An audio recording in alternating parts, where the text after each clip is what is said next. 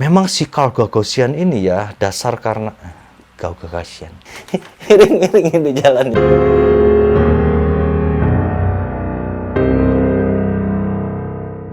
Hello guys, welcome to my channel. Gimana kabar kalian semua? Sehat? Sip, mantap. Kali ini guys, gua mau bercerita tentang salah satu perampok yang paling cerdas yang ada dalam sejarah Amerika Serikat. Perampok ini bernama Carl Gagosian. Dia adalah seorang imigran ya, orang tuanya itu imigran dari Armenia. Carl Gagosian ini dilahirkan pada tanggal 12 Oktober tahun 1947 di Brummel, Pennsylvania, Amerika Serikat. Kenapa gue bilang perampok paling cerdas? Karena ini perampok. Dia melakukan aksinya selama 30 tahun. Hampir 30 tahun. Dan sebanyak 50 bank telah dijarahnya. Dan memang pendidikan dia ini nggak main-main guys. Orang ini adalah seorang doktor, jadi S3 gitu. Kita mulai dari awal kehidupan si Carl Gagosian dulu seperti apa ya. Dia ini pada masa kecil itu sebenarnya anak yang biasa aja gitu ya. Cuman mungkin karena salah pergaulan atau gimana gitu, akhirnya pada masa remajanya dia itu mulai menjadi anak yang pemberontak, anak yang nakal. Dia mulai menyukai segala hal yang berbau kejahatan. Wah, dia sangat mengagumi tokoh-tokoh lama itu seperti Al Capone, seperti Dillinger gitu kan, segala macem. Dia itu mengagumi mereka. Sampai akhirnya akibat dari pergaulannya juga yang kurang baik gitu ya, dia melakukan kejahatan yang pertama pada umur 15 tahun. Dia mencoba merampok sebuah toko permen. Jadi 15 tahun itu masih SMP kelas 3-an ya kira-kira ya. Sendirian guys. Emang berani juga nih anak ya. Toko permen itu dirampok sampai akhirnya dia sial. Dia tertembak, kemudian tertangkap. Setelah itu Carl Gagosian pun akhirnya dipenjara. Cuman penjaranya karena dia dianggap masih di bawah umur ya. Dia dipenjara untuk LP khusus remaja gitu. Nah, di LP khusus remaja ini itu dia tetap mengenyam pendidikan. 2 tahun kemudian selepas dia keluar dari penjara tersebut, dia merasa menjadi seorang manusia yang tidak berguna di masyarakat. Dia merasa bahwa rekod kejahatan yang telah dilakukan, merampok toko permen itu ya, dia merasa itu akan membekas ke seumur hidupnya gitu loh. Jadi dia intinya merasa bahwa masyarakat akan menolak dia untuk selamanya. Dia tidak akan bisa mendapatkan pekerjaan yang benar. Dia akan dianggap sebagai sampah masyarakat. Karena berpikiran seperti itu, memang ada agen FBI ya yang nanti menceritakan gitu setelah kasus ini beres. Jadi awal mula dari titik dia melakukan kejahatan yang luar biasa nanti gitu ya, si Carl Gagosian ini, karena anak ini tidak mengerti tentang hukum. Maksudnya begini guys. Jadi kalau si pelaku kejahatan ini atau si kriminal ini masih berusia remaja, itu setelah dia lepas dari penjara, rekod kriminalitasnya akan dihapus. Jadi nama dia tetap bersih di dalam masyarakat. Nah, si Carl ini tidak mengerti soal itu, dia tidak tahu. Jadi dia menganggap bahwa gua ini udah rusak selamanya di mata masyarakat. Nah, karena hal ini, Carl Gagosian akhirnya berpikir kalau udah basah, mending sekalian gua nyebur gitu. Jadi si Carl Gagosian, wah, gua mau sekalian aja jadi perampok gitu. Gua harus jadi perampok yang hebat, nggak bisa ketangkep. Nah, si Carl Gagosian ini mempersiapkan pendidikannya guys. Dia malah bersekolah, nggak langsung mempelajari soal-soal cara merampok, enggak. Dia bersekolah loh, langsung ke kuliah kan. Setelah lulus SMA di penjara itu, dia langsung melanjutkan S1. Dia mengambil jurusan yang kira-kira berhubungan dengan teknik-teknik untuk merampok gitu. Jadi di S1 ini dia mengambil jurusan teknik listrik. Nah, setelah itu kan dia lulus nih S1, dia lanjut gabung ke Angkatan Darat Amerika pada saat itu.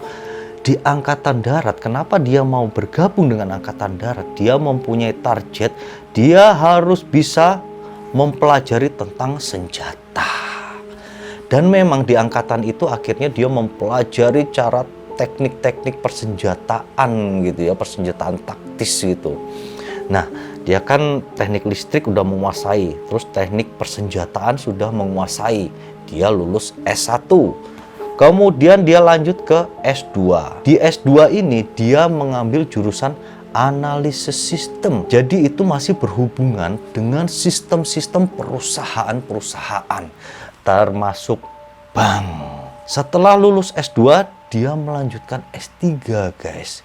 Dia adalah seorang doktor. Di doktor ini dia mengambil jurusan probabilitas dan statistik. Jadi itu adalah seperti mata kuliah tentang probabilitas dari suatu kejadian akan seperti apa nantinya, seperti itu gitu kan. Setelah lulus, dia mulai menyusun itu rencana-rencana cara merampok bank. Dia sampai membuat rencana ya dan denah gitu dan segala macamnya, sampai ada 8 skrip gitu atau 8 rencana gitu. Gua nanti ngerampok bank ini, bank ini, bank ini, bank ini. Cuman pada saat itu memang ilmu yang dia punya, ilmu untuk menjadi perampok itu udah tingkat dewa gitu menurut gua ya. Udah jago banget gitu. Cuman mental untuk merampok dia belum punya. Dia hanya punya pengalaman pada saat remaja umur 15 tahun. Akhirnya waktu berlalu sampai tahun 1973. Itu adalah aksi perampokannya yang pertama. Memang si Carl Gugasian ini ya, dasar memang orangnya itu cerdas dan dibekali oleh pendidikan yang sangat tinggi. Dia dalam melaksanakan sebuah aksi itu selalu terpikirkan dengan matang dan terperinci segala sesuatunya. Dia merincikan dari pertama, bagaimana gua caranya lari. Kedua, bagaimana bank yang aman untuk dirampok. Jadi dalam merencanakan pelariannya, dia sudah menyiapkan sebuah kendaraan di tengah hutan. Dia sudah menyiapkan tempat untuk menyimpan hasil rampokannya. Dan dia sudah menyiapkan kendaraan lain untuk melarikan diri. Itu cara teknik dia melarikan diri gitu ya. Nah, kedua, dia punya beberapa kriteria tentang bank yang harus dia rampok, yang bisa dia rampok. Dia nggak sembarangan guys, dia pilih-pilih banknya. Pertama, syarat banknya itu harus ada tidak jauh dari hutan.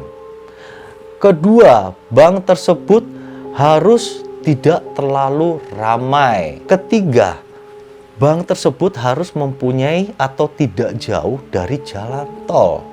Terutama yang misalnya ini bank, di sebelahnya ada hutan, nggak jauh ya. Nah, di seberangnya lagi itu ada jalan tol. Nah, itu adalah syarat dia dalam merampok bank. Oh ya, ada satu lagi. Gua lupa. Jadi yang satu ini luar biasa ya persiapan dia ngerampok gitu. Dia sampai memikirkan musim loh. Jadi dia nggak mau ngerampok kalau musim panas. Dia hanya ngerampok kalau musim dingin. Kenapa harus musim dingin? Karena gini, si Carl ini sebelum merampok dia itu menyelidiki sebuah bank yang akan ditargetnya. Dia dalam penyelidikan itu atau survei ya, itu bisa dilakukan sampai seminggu bahkan lebih. Dia kerjanya hanya nongkrongin aja di depan bank. Jadi ya nggak terlalu depan gitu ya, kadang lewat doang, kadang dari jauh diliatin. Nah, itu bisa dilakukan kalau musim dingin. Kenapa musim dingin lagi gitu kan? Karena si Carl ini dalam musim dingin dia bisa menggunakan baju ya, baju atau aksesoris musim dingin seperti slayer, seperti penutup muka gitu kan, hingga itu menyamarkan penampilan dia setiap harinya gitu. Jadi kalau musim panas kan nggak mungkin orang bisa menyamar seperti itu gitu kan. Dia harus pakai kaos oblong gitu kan. Jadi dia nggak bisa menyamar gitu. Makanya dia menunggu musim dingin. Tibalah saat waktunya untuk menjalankan aksinya yang pertama. dia melakukan ini seorang diri. Pada saat itu dia hanya merampok pada hari Jumat saja. Dia tidak mau merampok hari lain. Kenapa hari Jumat? Karena hari Jumat itu adalah hari weekend. Jadi maksudnya Sabtu, Minggu kan libur. Nah, Jumat ini adalah saat orang sepi datang ke bank, tapi uang yang ada di bank itu sedang banyak-banyaknya. Dan pada hari Jumat itu, pada saat dia ngerampok, itu dia selalu merampok waktunya 2 menit sebelum jam tutup bank gitu loh. Jadi pas mepet 2 menit sebelum tutup bank itu dia pasti pada saat itu dia melakukan aksinya. Saat melakukan aksinya, si Karl Gagosian ini selalu mengendarai mobil curian. Jadi dia jago nyolong mobil juga guys. Pada saat itu dia mengendarai itu mobil, set di depan bank, langsung dia masuk. Jadi bank sudah sepi ya. Jadi terus security atau anu itu udah pada udah pada lengah gitu. Orang-orang yang teller-teller juga udah pada santai-santai kan. Dia masuk, set, menggunakan topeng seperti Freddy Krueger, tahu nggak? Jadi baju lengan panjang, topeng tutup semua muka gitu ya, hanya nyisakan mata aja seperti Freddy Krueger yang di toko horror Nightmare on Elm Street itu kalau nggak salah ya. Itu serem banget guys filmnya. Nah, dia masuk. Kemudian kan dengan segala aksesoris itu orang tidak bisa mengenali ya, ini orang bule atau orang kulit hitam atau orang Asia gitu, nggak bisa gitu karena sarung tangan, semua baju lengan panjang, celana panjang, topeng. Jadi itu benar-benar penyamaran yang hebat gitu loh, hanya nyisain mata doang gitu. Dan nggak hanya itu guys, pada saat dia ngerampok itu cara ngerampoknya lucu gitu. Dia sampai memperhitungkan dari segi tinggi tubuh gitu.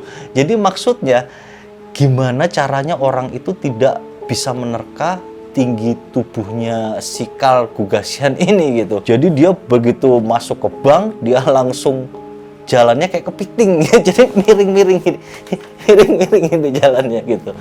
Jadi orang bingung gitu kan, loh, ini orang ngapain gitu. Udah gitu juga orang kan bingung, ini orang tingginya seberapa gitu, nggak bisa nerka-nerka gitu. Sambil nodong-nodongin senjata itu, begitu dia udah sampai depan meja teller gitu ya, tempat uang itu, dia lompat ke atas meja gitu.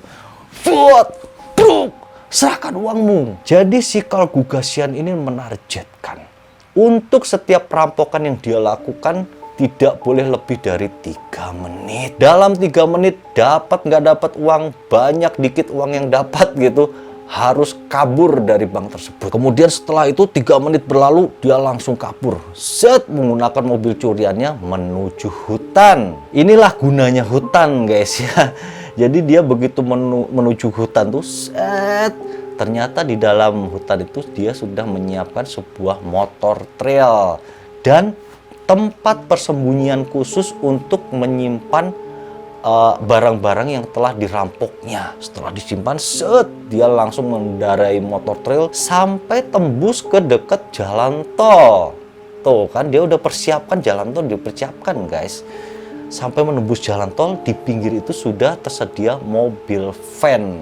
Motor trail pun langsung dimasukkan ke dalam van. Set, dia langsung mengunci, langsung naik mobil van itu, langsung berangkat naik mobil van, bablas lewat jalan tol.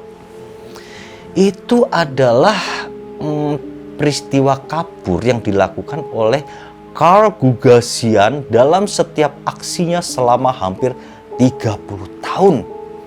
Dia melakukan itu secara terus-menerus gitu, jadi skemanya sama ya. Dan selama itu dia berhasil menggasak 50 bank di negara bagian Pennsylvania dan beberapa negara bagian sekitarnya gitu. Total hasil jarahannya selama dia melakukan perampokan itu sekitar lebih dari 2 juta dolar gitu. Karl Gagosian ini ya selama melaksanakan aksinya memang dia berprinsip untuk tidak melukai korbannya. Jangan sampai dia sampai membunuh orang gitu loh. Dan selama 30 tahun aksinya memang tidak ada korban, hampir tidak ada korban. Hanya 2 korbannya dan itu pun tidak meninggal ya.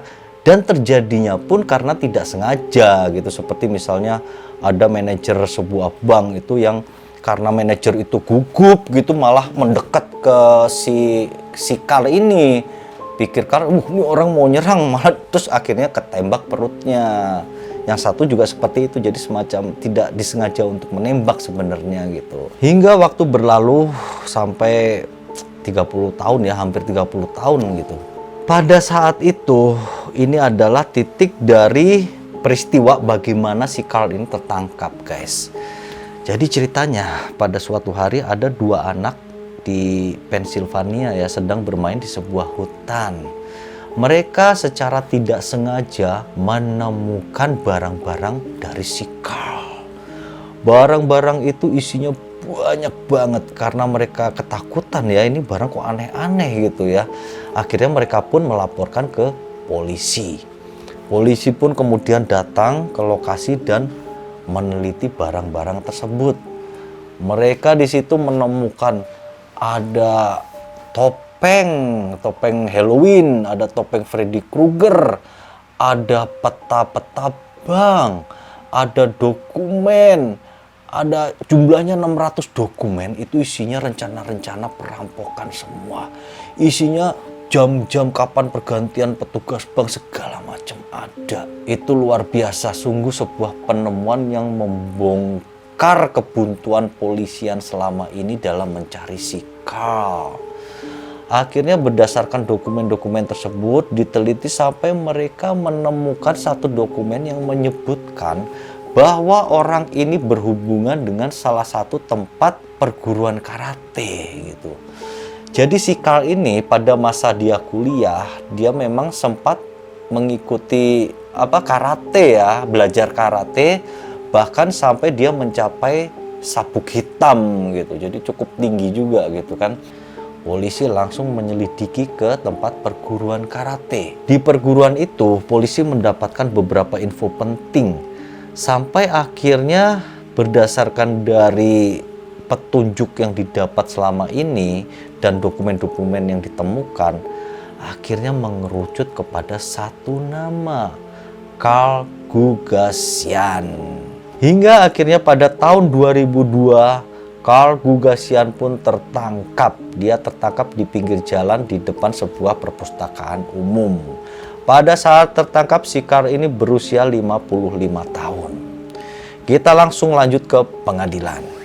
Di pengadilan, si Carl hanya dituntut oleh 5 kasus perampokan. Padahal yang dilakukan itu banyak banget gitu ya. Jadi yang lain itu tidak dikasuskan karena tidak ada bukti dan saksi sama sekali. Jadi yang lumayan ada buktinya dikit-dikit gitu ya, itu hanya 5 kasus perampokan. Dan di 5 kasus tersebut, Carl mengaku bahwa dia tidak bersalah. Sampai suatu ketika polisi menghadirkan saksi korban perampokan dari Carl. Korban tersebut begitu menghadiri ruang pengadilan, dia melihat sosok Carl ini langsung menjerit histeris seperti orang stres yang ketakutan gitu loh. Kemudian si Carl ini langsung tersentak hatinya. Disitulah dia langsung tersentuh bahwa prinsip dia selama ini yang berusaha tidak menyakiti orang, tidak membunuh orang, itu memang benar. Tapi dia tidak memperhitungkan bahwa korban itu bisa mengalami satu trauma psikologis yang hebat. Hingga di situ akhirnya hatinya terenyuh, tersentuh, akhirnya dia pun mengakui segala kejahatannya. Dia akhirnya mau bekerja sama dengan polisi dan dia mengakui segalanya. Akibat perbuatan dari si Carl ini, pengadilan Pennsylvania pun menjatuhkan hukuman kepadanya sebanyak 115 tahun. Gila, berarti sampai is dead ya di dalam penjara, kagak bakal bisa keluar-keluar gitu kan. Di dalam penjara ini si Carl ini kan memang orangnya pinter ya. Jadi selama di penjara ini kegiatan dia itu mengajari para narapidana itu matematika, mengajari pelajaran-pelajaran berat itu diajarin semua narapidana itu kan. Sampai kemudian polisi mendapatkan satu kasus perampokan yang sulit di Pennsylvania itu. Mereka kemudian mendapatkan ide bagaimana dengan kalau kita mengajak seorang mantan perampok yang hebat untuk berdiskusi tentang perampokan ini gitu kan. Mereka pun memanggil Carl. Pada saat mereka ngobrol tentang kasus ini, Carl dapat menunjukkan, dapat membantu polisi gitu ya, kira-kira ini nanti bakal seperti ini dan pelakunya bakal seperti ini. Dan akibat dari bantuan si Carl ini, polisi dapat menyelesaikan kasus perampokan yang sulit itu tadi. Hingga setelah itu, Carl pun akhirnya diangkat menjadi pelatih dari FBI. Dia ditunjuk untuk membuat pelatihan-pelatihan dan video-video pelatihan tentang teknik-teknik merampok bank. Akibat dari kerjasama yang sangat menguntungkan kepolisian FBI Amerika ini ya, Carl akhirnya mendapatkan remisi pengurangan masa hukuman dari 115 tahun menjadi hanya 17 tahun saja. Luar biasa. Hingga akhirnya si Carl Gugasian ini pun bebas pada tahun 2017 kemarin. Dan sampai sekarang dia masih hidup dengan bahagia, dengan normal lagi. Mungkin segitu dulu guys cerita gua hari ini. Semoga dapat mengisi hari kalian saja. Terima kasih atas perhatiannya. Thank you and see you.